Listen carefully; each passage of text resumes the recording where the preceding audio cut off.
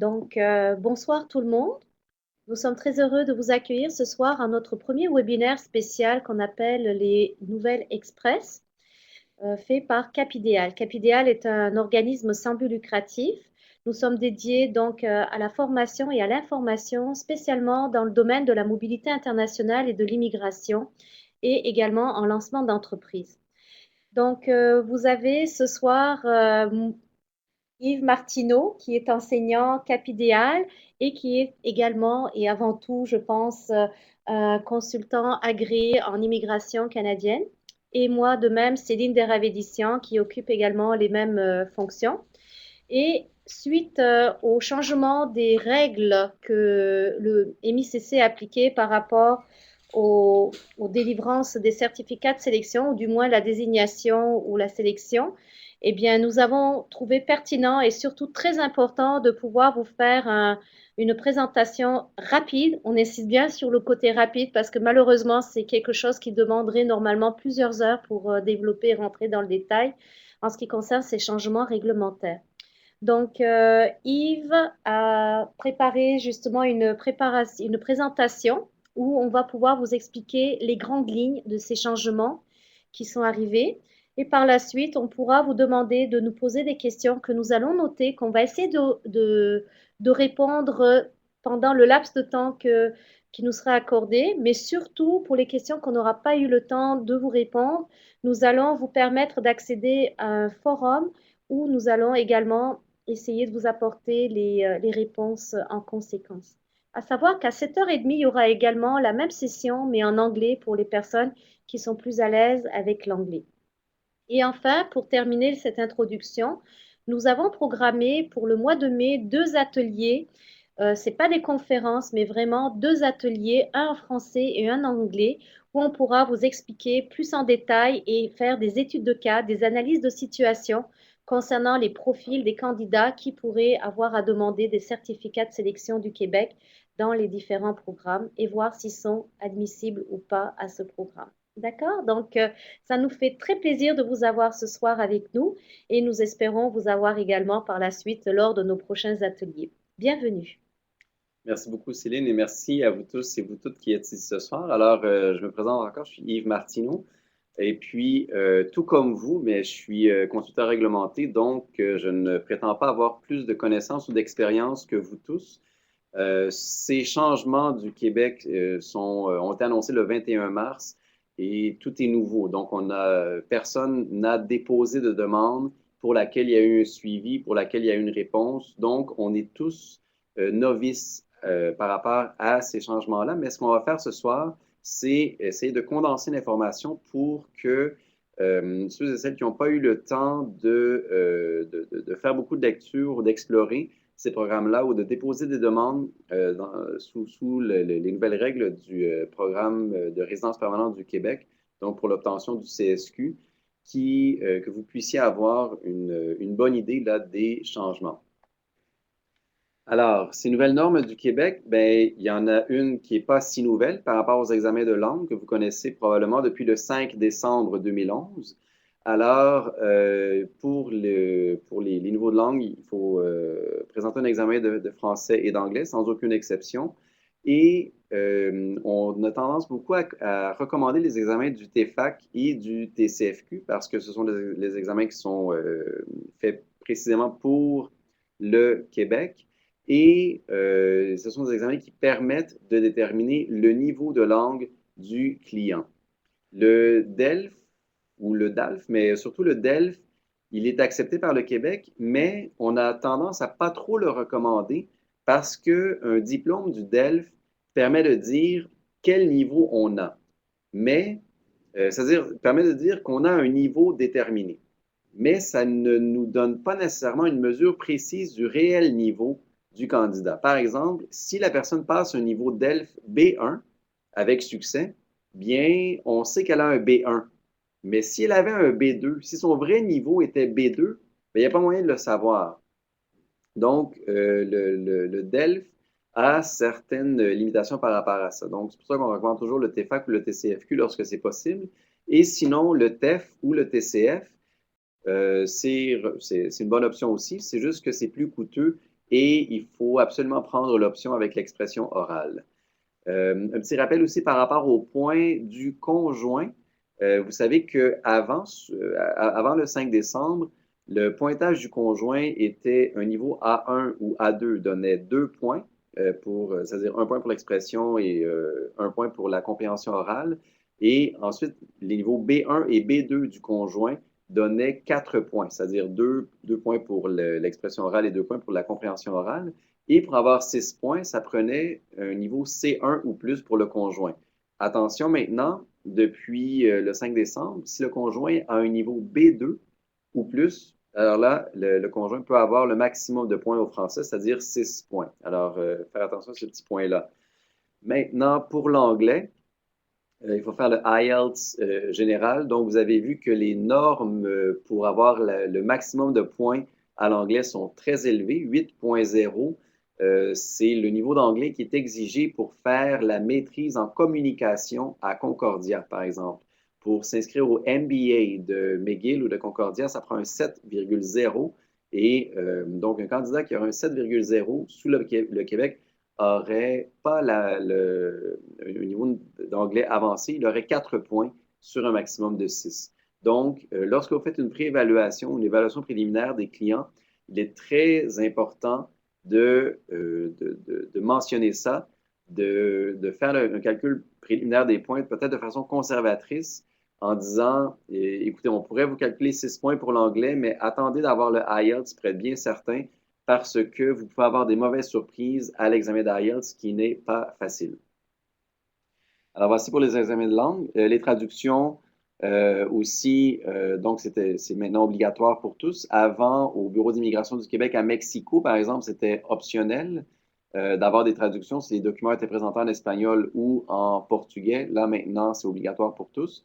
Et les examens de langue aussi, je rappelle qu'ils sont obligatoires pour tous. C'est-à-dire que même si on a une personne des États-Unis, d'Angleterre, d'Australie ou de France, de Belgique, de Cameroun, qui a fait toutes ses études en français, qui n'a vécu qu'en français toute sa vie, de toute façon devra présenter l'examen de français. Ensuite, une norme qui est relativement nouvelle depuis fin février, début mars, il faut certifier toutes les copies des documents. Donc, bien comprendre, mais bien expliquer aux clients c'est quoi la différence entre une copie certifiée conforme et une copie assermentée ou une copie notariée. Donc, quand on parle de copie certifiée conforme ou de copie assermentée, bon, le point commun entre les deux, c'est que lorsqu'on a une copie, il faut que la personne qui certifie ou assermente la copie dise que c'est une copie qui est conforme à une originale. On doit mettre le nom du document original. La personne qui certifie ou assermente la copie doit indiquer son nom, son titre et doit apposer la date avec sa signature. La différence entre une copie certifiée conforme et une copie assermentée, c'est que quand c'est certifié conforme, c'est l'institution qui a émis l'original qui doit certifier la copie. Donc, les certificats de naissance, les diplômes scolaires et les relevés de notes et les cotisations à la sécurité sociale pour les employés doivent être émis par l'institution qui émet l'original. Donc, on pense au directeur de l'État civil ou son équivalent dans les pays dans les pays de nationalité de nos candidats. Ensuite, les diplômes et les notes, mais c'est souvent avec le bureau du registraire, le bureau du recteur ou le service scolaire qui vont pouvoir émettre des copies certifiées conformes. Et la cotisation à la sécurité sociale, c'est souvent le ministère de la Sécurité sociale ou de l'Emploi ou parfois l'institution qui travaille avec l'employeur pour émettre les relevés de salaire qui pourra faire la copie certifiée conforme de la preuve de cotisation à la sécurité sociale. Les copies assermentées, les plus communes, je ne fais pas une liste exhaustive ici, mais les copies assermentées peuvent être donc faites par un commissaire à l'assermentation au Canada ou par un notaire dans la plupart des pays du monde. Le permis de séjour, si la personne travaille ou réside hors de son pays de nationalité, doit être en copie assermentée. Les certificats de mariage et de divorce aussi. Par rapport aux certificats de mariage et de divorce, il arrive qu'il est plus simple et même moins coûteux de présenter une copie certifiée conforme. On n'est pas encore certain on n'a pas encore de confirmation de la part de l'IMCC, mais on pense qu'une copie certifiée conforme du certificat de mariage et ou de divorce pourrait être acceptée aussi. Ensuite, pour les commerçants, toutes les preuves d'affaires, donc enregistrement de l'entreprise, immatriculation de l'entreprise, doivent venir en copie assermentée.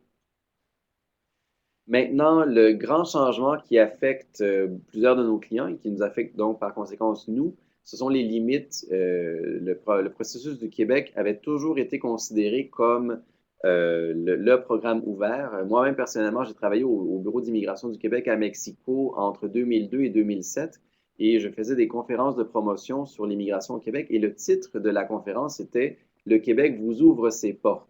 Alors là, depuis un mois environ, les portes se sont entrefermées, elles ne sont pas aussi ouvertes qu'elles étaient, comme vous le savez. Donc, pour les investisseurs, il y a maintenant une limite de 2700 demandes par année. Donc, l'année qui a commencé le 20 mars et qui va aller jusqu'au 30 mars 2013. Comme on pouvait s'y attendre, ça s'est rempli assez vite. Ensuite, dans les dossiers entrepreneurs et travailleurs autonomes, il y a une limite de 215 demandes qui peuvent être reçues. J'ai regardé un peu plus tôt aujourd'hui sur le site du MICC et il y avait 59 demandes sur un maximum de 215 qui avaient été reçues.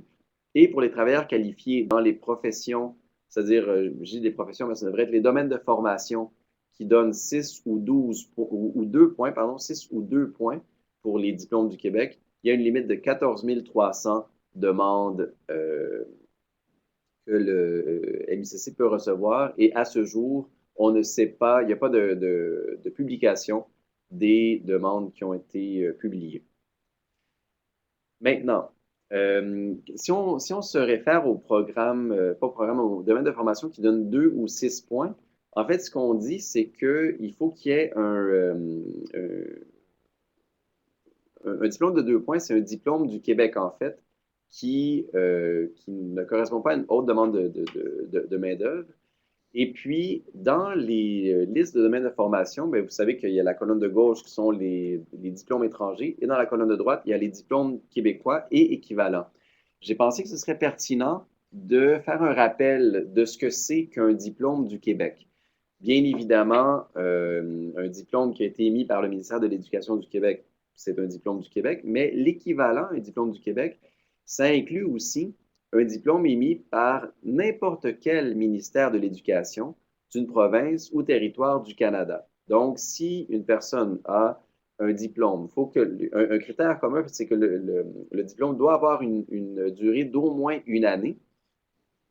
Alors, si c'est un diplôme émis par une institution reconnue en Ontario, en Alberta, Saskatchewan, n'importe où au Canada, ça compte donc comme un diplôme du Québec. Et aussi, il y a certaines institutions québécoises qui émettent des diplômes à l'étranger. Je pense à l'Université du Québec à Chicoutimi, qui a des programmes de double diplomation dans plusieurs pays du monde. Il y a l'UQAM aussi qui a des doubles diplomations. Le Collège La Salle a des doubles diplomations, qui sont quelques-uns que je connais là, parmi, je suis sûr que vous en connaissez d'autres. Alors, même si le diplôme est émis à l'étranger, s'il est émis par une institution reconnue par le ministère de l'Éducation du Québec ou d'un ministère de l'Éducation d'une province canadienne, alors ça compte comme un diplôme du Québec. Une autre façon aussi d'avoir le pointage pour un diplôme du Québec, c'est si le diplôme est reconnu équivalent par un ordre professionnel ou un organisme de réglementation. Ça, c'est pas toujours évident, mais si par exemple on a un ingénieur, si l'Ordre des ingénieurs envoie une reconnaissance d'équivalence, alors là, le diplôme émis à l'étranger, le diplôme d'ingénieur émis à l'étranger pourra compter comme un diplôme du Québec.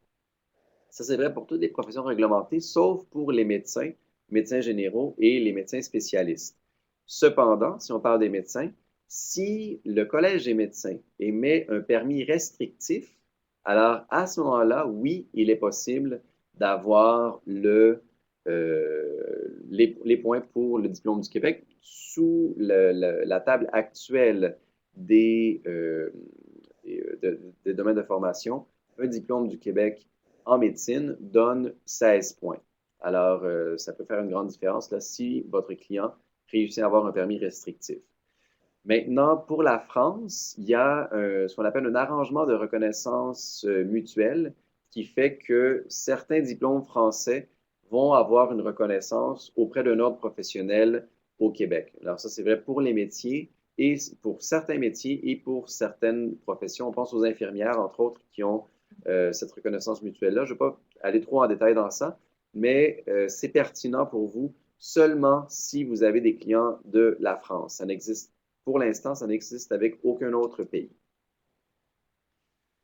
Alors, un autre petit rappel aussi par rapport aux listes de formation. Pour que un domaine de formation donne 2, 16, 12 ou 16 points, il faut que le diplôme ait été obtenu dans les 5 années qui précèdent le dépôt de la demande. Et là, on se base sur la fin des cours ou la fin des examens.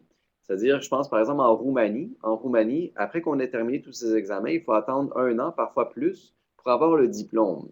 Donc, ce n'est pas tant l'année d'obtention du diplôme qui va compter, c'est vraiment l'année de fin des cours et des examens.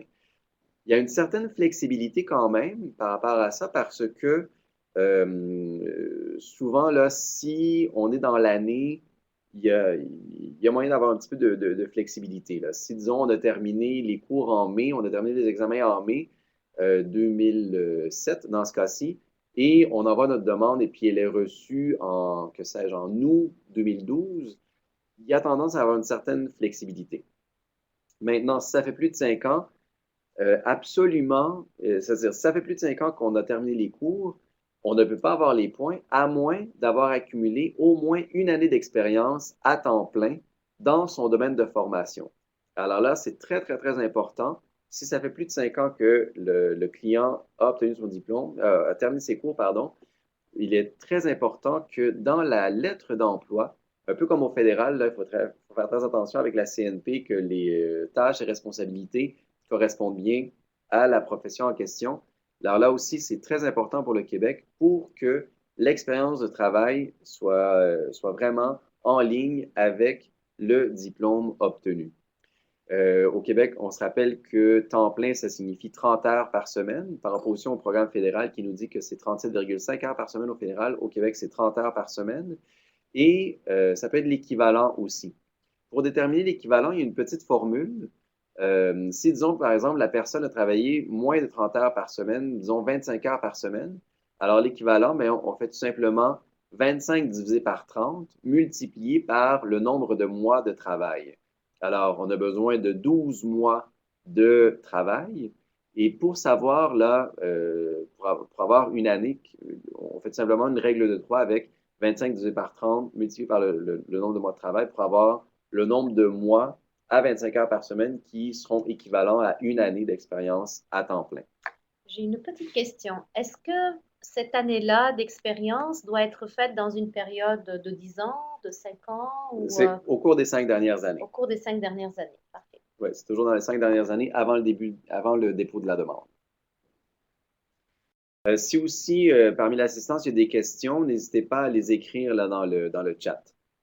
Maintenant, pour nos clients qui ont une profession qui ne donne pas 6, 12 ou 16 points, ou bien un peu plus tard, on verra si vos clients ont une profession qui donne 6 points, mais vous n'avez pas pu déposer parmi les 14 300 premiers, quelles sont les solutions? Quelles sont les alternatives qu'on peut proposer? Bien, s'il y a la capacité financière pour ça et s'il y a un projet qui peut se soutenir et il y a une possibilité d'obtenir un permis d'études, eh bien, venir étudier au Québec, ça peut être une bonne option. On va parler de ça un peu plus de détail dans un moment. Le programme d'expérience québécoise est toujours sur pied. Ça, il y a aucun changement par rapport au PEC. On peut voir la possibilité d'avoir une offre d'emploi. Bon, c'est toujours les mêmes règles avec l'AMT. Pour voir les offres d'emploi qui n'ont pas besoin d'AMT, on pourra réviser les 44 professions pour les processus simplifiés, donc qui ont été mis sous pied il y a quoi, 1 mois et demi environ? Oui, c'est ça. Donc, c'est assez récent. Donc, voir là comment est-ce qu'il est possible d'avoir un permis de travail. On peut aussi suggérer de réaliser des études dans son pays d'origine. Mais ça, il faut le faire avec beaucoup de parcimonie et beaucoup de réserve. D'une part, parce que la liste des domaines de formation va fort probablement changer en octobre de cette année. Donc, on ne veut pas dire à notre client, mais allez faire un cours de, je sais pas moi, faire un cours de mécanique pour qu'il commence ses cours, il paie ses frais de scolarité et que dans 6 ou 7 mois, mais il se rend compte que mécanique, c'est plus dans la liste des domaines de formation. C'est pas un bon conseil qu'on va donner. Donc, si on suggère cette option-là, il faut le faire avec beaucoup, beaucoup de réserve en expliquant qu'il n'y a rien qui est coulé dans le béton, qu'il peut y avoir des changements. Une autre solution, mais c'est l'espoir, la foi et l'espérance, on pourrait dire. C'est-à-dire que bon, il y a des changements en octobre 2012 qui vont probablement survenir. Donc, peut-être que si votre candidat n'a pas une profession qui donne des points maintenant, peut-être qu'en octobre, cette situation-là pourra changer. Et au 30 mars 2013, qui sait s'il y a un nombre insuffisant de demandes d'immigration recevables au ministère de l'Immigration et le MCC voit qu'il est loin d'obtenir ses objectifs, d'atteindre ses objectifs en immigration, peut-être que les portes pourraient se rouvrir. Alors, on ne sait pas trop. Il y a aussi une rumeur qui circule, une rumeur, bon, c'est pas quelque chose là, de. En regardant les étoiles, il y a eu il y a eu des informations disons, qui ont été dites par certains fonctionnaires du MIC qui n'ont pas été encore confirmées. Et on est un peu dans l'obscurité là, pour l'instant par rapport à ça. On va avoir plus de détails bientôt. Pour les personnes qui auraient présenté un examen de langue entre le 5 décembre 2011 et le 20 mars 2012, il est possible que leur demande soit recevable il est possible que leur demande soit recevable, même s'ils sont dans le groupe 3. C'est-à-dire le groupe 3, ce sont les personnes qui n'ont pas un domaine de formation qui donne 2, 16, 12 ou 16 points. Ça reste à confirmer, mais il pourrait valoir la peine de déposer quand même une demande si un client a présenté un examen de français ou d'anglais, toujours avec beaucoup de réserves aussi. C'est juste que on n'a aucune confirmation officielle à savoir si une personne qui a présenté son examen de français et ou d'anglais entre le 5 décembre et le 20 mars pourrait faire exception au nouveau règlement. Et puis c'est un peu délicat, Yves, je pense, de mettre sur le dossier sous considération de la rumeur ou autre. Exactement. Donc, le mettre sans rien dire, indiquer les dates où les examens ont été passés, mais en étant très, très, très conscient là, que je dirais que c'est comme un dernier recours là, qu'on pourrait utiliser s'il n'y a pas moyen de se qualifier sous une autre. En fait, le petit conseil qu'on pourrait donner, c'est si effectivement c'est le cas, que vous avez un dossier qui est prêt à partir, mais que justement, depuis que vous avez appris la nouvelle, que vous ne pouvez pas, Exactement. vous hésitez à le faire, faudrait peut-être voir avec le client si ça vaudrait la peine qu'il prend le risque de perdre éventuellement ses frais, mais dans ce cas-là, ils vont même pas encaisser les frais, d'envoyer le dossier et de mettre, étant donné que notre client a passé son examen entre la date du 5 décembre 2011 et 20 mars 2012, comme si ce n'était pas une rumeur, mais c'était un fait. Nous considérons que le dossier de notre client est admissible pour être étudié dans le cadre du CSQ, etc. Donc, c'est une façon diplomatique, disons, d'introduire un dossier où vous avez mis beaucoup d'efforts et beaucoup travaillé dessus. Voilà. Mais c'est très important avec le client d'être très, très clair sur les limites que cette stratégie-là peut avoir pour ne pas créer de faux espoirs ou de fausses attentes. Il y a quelques questions ici. Donc, Wally nous demande, est-ce que l'équivalence du MIC est un diplôme du Québec? Non, en fait, quand on parle de l'équivalence, non, si on parle, attention ici, peut-être que vous faites référence à l'évaluation comparative des études faites à l'étranger. Oui. L'évaluation comparative du MIC ne correspond pas à un diplôme du Québec. Ça ne permet pas d'accéder au diplôme du Québec. C'est vraiment l'équivalence d'un ordre professionnel. Donc, c'est vraiment ordre des ingénieurs, chimistes, infirmières, qui va donner une équivalence. Mais ce que le MIC donne, c'est une évaluation comparative qui n'a pas de valeur dans la grille de pointage pour l'immigration. Quel type d'études sont considérées? Bien là, il faut voir la liste des domaines de formation. Peut-être qu'on peut donner le site web. Je ne l'ai pas. Alors, la façon de trouver le plus simple, le plus pratico-pratique, comme d'habitude, c'est d'aller sur Google et de taper liste de formation 2009, MICC, immigration. Vous tapez ces mots-clés et vous allez tomber directement sur la liste de formation officielle du site du MICC. Voilà. Ensuite, Alexandre nous demande, est-ce qu'il y a un document officiel où on peut trouver les définitions québécoises de divers domaines de formation pour avoir un étalon à partir duquel on pourrait établir si le domaine du candidat est similaire à celui du Québec, même si les dominations des titres est différente? C'est une très bonne question. Donc, le site de IMT en ligne est une référence pour tous les cours de niveau secondaire professionnel et technique. Et pour les universités, ben, on regarde les plans de cours des universités québécoises. Là, on peut aller sur Université Laval, Université Montréal, McGill, Concordia, Université du Québec à Chicoutimi, et j'en passe. Là, on a combien? 22, 23 universités au Québec. Donc, Oui. OK. Alors, aimerais-tu ajouter quelque chose non, là-dessus?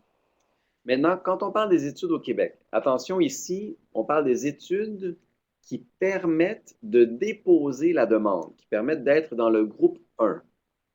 Ce n'est pas les mêmes études qui permettent d'accéder au programme de l'expérience québécoise. C'est vraiment ici, là, les études au Québec qui permettent de déposer sa demande si on fait les points, c'est-à-dire au moins 49 points pour les personnes célibataires et au moins 57 points pour les couples pour que la demande soit recevable. Euh, il est possible donc de déposer sa demande si on fait des études au Québec. Et les études qu'on est en train de réaliser, parce que le dépôt doit être fait pendant que la personne réside au Québec, les études peuvent être soit un diplôme d'études professionnelles, donc secondaire professionnel de 900 heures ou plus, euh, un diplôme d'études collégiales d'une année ou plus, donc 2 semestres ou plus. Ça peut être dans un cégep ou un collège privé. Un diplôme d'études supérieures spécialisées à l'université, ou en anglais, un postgraduate diploma, d'une durée donc d'1 an. C'est-à-dire, quand on dit 1 an, c'est vraiment 30 crédits universitaires. Attention, une année d'études au premier cycle, donc un certificat universitaire au premier cycle, ne permet pas de déposer. Donc, il faut faire très attention. Là, si on dit aux clients, venez étudier au Québec une année, vous allez pouvoir déposer, il y a quand même certains critères. Il faut que ce soit un DEP 900 heures, collégial une année, donc 2 semestres à temps plein, donc toujours à temps plein, ou un diplôme d'études secondaires professionnelles d'une année ou plus de 30 crédits, donc aussi à temps plein. d'accord. Ça, on s'entend bien, c'est pour la demande de CSQ régulière. Exactement. Pour la C'est demande de ça. CSQ C'est pas le régulière, PEC. c'est pas le PEC. C'est pas le PEC ici. Et puis, on peut faire la demande en milieu d'études. Donc, si c'est un diplôme d'études professionnelles de 900 heures, mais quand on a étudié environ 6 mois, on peut déposer la demande. Diplôme d'études collégiales après 6 mois aussi. Donc, en milieu de parcours, on peut déposer la demande, mais au plus tard, avant d'être parti du Québec. Il faut absolument que la demande soit déposée pendant que la personne est au Québec avec un permis d'études valide. OK. Il y a d'autres questions ici. Votre exemple pour le PEC est bon, mais avoir un visa d'études n'est pas évident. Effectivement, c'est sûr, c'est pas évident. Donc, ça oblige aussi là à agrandir votre champ de compétences comme consultant. Euh, Avant le 20 mars, on pouvait appliquer la grille de pointage, la grille de sélection. Maintenant, il faut souvent faire d'autres démarches. Par rapport aux études aussi, il faut faire très, très, très attention que l'objectif premier des études, ce ne doit pas être d'obtenir la résidence permanente. Il faut toujours se rappeler que quand on présente un permis d'études à l'ambassade du Canada, il faut montrer quelles sont ses intentions par rapport à ces études et quel est le bénéfice attendu de ces études-là dans son pays d'origine. Et on doit justifier aussi pourquoi est-ce que ces études-là que je fais au Canada, pourquoi est-ce que je ne pourrais pas les faire dans mon pays d'origine? Donc, cette explication-là doit être authentique. C'est sûr, on utilise la créativité pour mettre euh, certains aspects en valeur plus ou pour même parler avec le client pour vraiment aller chercher là, les éléments qui vont vraiment démontrer l'intérêt pour les études même. L'intérêt principal doit être les études qu'on fait. Et une fois que la personne est ici, une fois que là, la personne a acquis une certaine expérience au Québec, là, on peut faire la demande de résidence permanente. Mais ce sont vraiment deux processus distincts et séparés. Ensuite, et puis attention ici, là, la diapositive qu'on a, c'est pour appliquer faire la demande sous le processus régulier. Ce n'est pas le PEC. Si on fait un petit rappel du PEC, je pense que j'ai pas de diapositive sur ça. Mais le PEC, c'est avec un diplôme d'études professionnelles de 1800 heures, Oui. un diplôme d'études collégiales de 3 ans, une maîtrise, donc de 2 ans, ou un doctorat de 3 ans, ou bien sûr un diplôme universitaire de 3 ans. Et ce qui est important également dans le PEC, c'est qu'un AEC n'est pas admissible. Ah oui, effectivement. Donc, l'attestation d'études collégiales n'est pas admissible. Si c'est une attestation d'études collégiales, elle doit avoir une année d'études à temps plein et ça va permettre de faire sa demande sous le programme régulier si le candidat obtient les points. Alors, voilà, ça fait le tour de notre présentation. Je ne sais pas s'il y a des questions ou des thèmes que vous aimeriez Oui. réviser. La chose que j'aimerais rajouter, c'est que pourquoi on a trouvé pertinent, il y a beaucoup de choses qui s'en viennent au niveau de l'immigration, que ce soit du point de vue provincial ou fédéral, mais plus on essayait de comprendre le programme et plus pour nous, il semblait qu'il y avait des zones noires, des choses qui n'étaient pas très claires, notamment lorsque tu as commencé ta présentation, tu parlais justement des deux colonnes où on a le diplôme Québec, le diplôme à l'étranger. Euh, Comment aller chercher justement l'équivalence avec le diplôme québécois?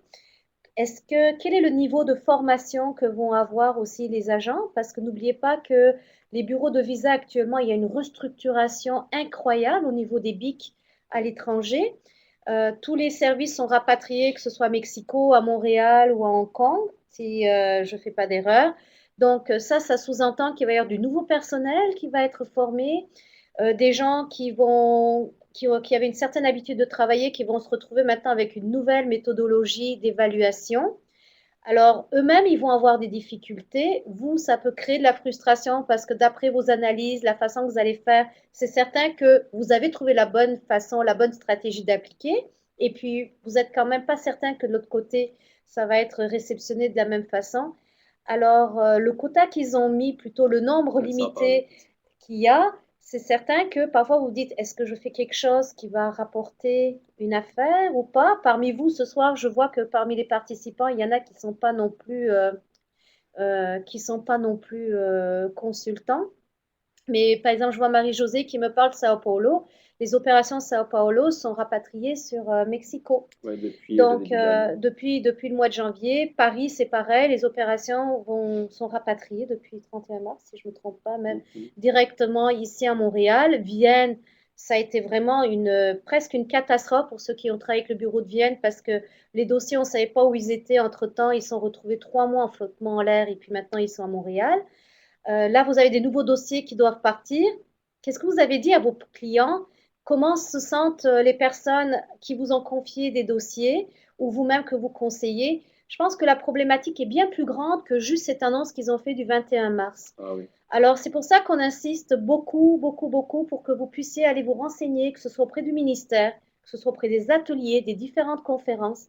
Ne venez pas seulement pour chercher des points, mais pour apprendre, parce que meilleur vous serez outillé, vous saurez quoi parler avec les clients, avec les personnes avec qui vous entretenez, et meilleur sera le service que vous allez pouvoir offrir à ces personnes-là. Donc, ayez vraiment les yeux ouverts et utilisez justement ce forum qu'on va mettre à votre disposition également pour qu'on puisse échanger les informations. Ce soir, on vous a donné quelques lignes directrices, mais c'est très important, c'est majeur même qu'on puisse partager les uns les autres des informations. On parle de rumeurs, des rumeurs fondées, non fondées, mais il va y avoir beaucoup de choses et beaucoup de rumeurs qui, je veux simplement conclure en disant, il n'y a pas de fumée sans feu. Oui. D'accord? Donc, je pense qu'il faut prendre pour acquis ce qui se dit, ce qui se fait dans la vie en général et l'appliquer également pour l'immigration. Oui. Jean-Louis demande, pouvez-vous parler des changements à venir en octobre? Bien, en fait, c'est tout simplement que la liste des domaines de formation, qui date maintenant d'octobre 2009, a été conçue, a été pensée pour être valide 3 ans. Et ce que le MIC veut, c'est que les listes de domaines de formation soient adaptées au marché du travail. Et il est prévu là, que chaque 3 ans, ou pour autant que ce soit possible, là, cette liste soit mise à jour. Donc, en octobre, il est fort probable que la liste de domaines de formation va être mise à jour. Léo nous demande, pensez-vous que c'est amélioré pour les personnes qui sont dans le groupe 2 ou pour le pire? C'est-à-dire améliorer peut-être des délais de traitement plus rapides. Je pense que ça va amener, les dossiers sont beaucoup plus difficiles à préparer, mais je pense, j'espère que les délais de traitement vont être accélérés. Je pense que il va y avoir, puisqu'il va y avoir plus de filtres, je pense qu'il va y avoir des processus plus agiles, plus rapides. C'est l'espoir que j'ai, mais il est tôt pour qu'on l'affirme, là. C'est comme une boule de cristal comme ça, de vinette, là, un peu comme savoir comment vont finir les séries. C'est bien ça. Et en fait, il y a aussi une information qui est importante à voir. Il ne faut pas voir ce programme, ces modifications, juste comme ça devant le bout de notre nez. Il faut voir de façon plus grand et agrandir notre champ de vision. Quel est le but actuellement enfin, du gouvernement provincial et surtout du gouvernement fédéral? N'oubliez pas que l'un et l'autre sont quand même étroitement liés. Et le but, c'est d'aller chercher des personnes qui vont commencer tout de suite à travailler, qui vont faire baisser les statistiques des chômeurs nouveaux immigrants. Donc, par conséquent, c'est de prioriser les personnes qui vont trouver de l'emploi avant même leur arrivée au Québec, qui vont obtenir justement un permis de travail. Et grâce à ce permis de travail, déjà de s'intégrer dans la société québécoise, de travailler, de payer des impôts, d'envoyer des enfants dans les écoles. Et lorsqu'ils deviennent résidents permanents, puisque n'oubliez pas, il y a le PEC qui est là pour faciliter, il y a ensuite tout ce qui est, même ces personnes passent dans la liste prioritaire de Mhm. traitement. Donc, tout le tapis rouge est mis pour favoriser, si vous voulez, d'abord l'accueil sur un statut temporaire de travailleur et par la suite permettre à ces gens-là de définitivement rester au Québec, au Canada, en tant que résident permanent. Donc, pensez toujours à cette dynamique-là et ne restez pas coincé juste sur la voie des certificats de sélection du Québec. As-tu une autre question? Euh, Nous avons Maria qui est en train de poser une question. oui, mais je pense que ça fait longtemps. Je pense qu'elle a commencé à écrire quelques mots. Est-ce que les formulaires peuvent être préparés en anglais et traduction en français? Oui, même à Mexico, par exemple, les formulaires sont encore en espagnol. Donc, s'ils sont publiés, bien, on peut prendre pour acquis qu'ils sont recevables. Et les traductions, ben, j'imagine que nous, on prépare des traductions dans les deux langues, là, en français ou en anglais. Mm. C'est souvent selon la disponibilité des traducteurs, selon leur coût aussi. Donc, la norme dit qu'il faut que ce soit en anglais ou en français. Donc, si tout est mélangé là, entre l'anglais et le français, c'est pas grave. Oui, c'est très vrai. Jean-Louis dit tous ces changements ont réduit notre clientèle pour revoir les stratégies. Ça, ouais, ça résume très, très bien là, la situation. Quelle est la valeur d'évaluation comparative si elle ne permet pas d'obtenir plus de points? Ben, la valeur d'évaluation comparative, en fait, c'est pour favoriser la recherche d'emploi. C'est obligatoire pour travailler avec un gouvernement municipal, provincial ou fédéral. Certains employeurs vont l'exiger. Donc, c'est plus un outil de recherche d'emploi une fois qu'une personne est ici. Mais ça n'a pas une valeur au chapitre de l'immigration pour les points. Ensuite, Julien nous demande, savez-vous si la MCC va donner le CSQ au requérant qui ramasse assez de points? Je suis pas sûr de comprendre la question ici, Julia. Sans l'entrevue. Ah oui, OK. Ben, c'est-à-dire, oui. De la même façon, un couple qui accumule 63 points ou une personne célibataire qui accumule 55 points, j'imagine, là, pourra plus facilement passer sans entrevue parce qu'il y aura déjà les copies certifiés conformes ou assermentés, les examens originaux. Donc, ça, c'est un objectif aussi. Le MICC veut réduire ses coûts et plus ils sont en mesure de faire des acceptations sur dossier sans entrevue, plus ils sont contents. Donc, ouais, je pense que ça va privilégier le nombre d'acceptations sur dossier.